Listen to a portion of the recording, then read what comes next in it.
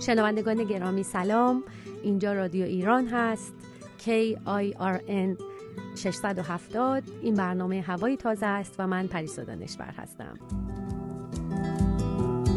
بارون باره کو به به کی بارون تا به به بارون باره کو به به کی بارون تا به به با همیسین بریم زیر کنار چکو و بندیم با همیسین بریم زیر کنار چکو و بندیم دری چه باز مکن این همه ناز مکن دری چه باز مکن این همه ناز مکن با همه کپ مزن فدای آوازت بگردم با همه کپ مزن فدای آوازت بگردم.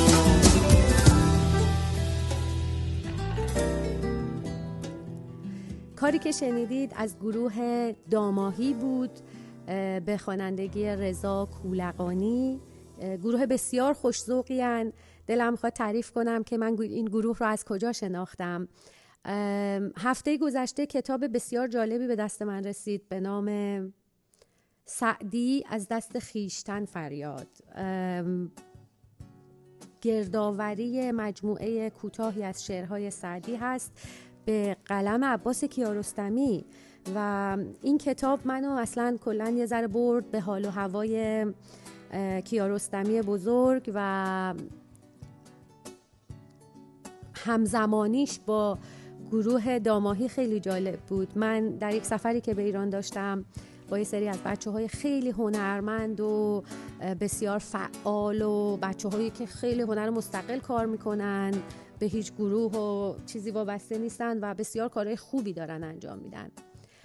از یکیشون خواستم که یه ذره منو به زیر پوست شهر ببره در تهران و گفت اگر میخوای زیر پوست شهر و بچهای هنری رو ببینیم میتونیم بریم به کافه رستوران خانه دوست. کافه رستوران خانه دوست در خیابان ولیعصر در کوچه عباس کیارستمیه و من زمانی که به اونجا رفتم گروه داماهی اونجا اجرا داشت اون شب و انگار یک پیوندی شد برای من گروه داماهی با عباس کیارستمی، با کوچه عباس کیارستمی و این کتابی که دستم رسید. من جداگانه در مورد این کتاب در فصلهای دیگه صحبت خواهم کرد. فقط در مورد گروه داماهی یک توضیحی بدم که چقدر در نوع خودش گروه جالبی هستش.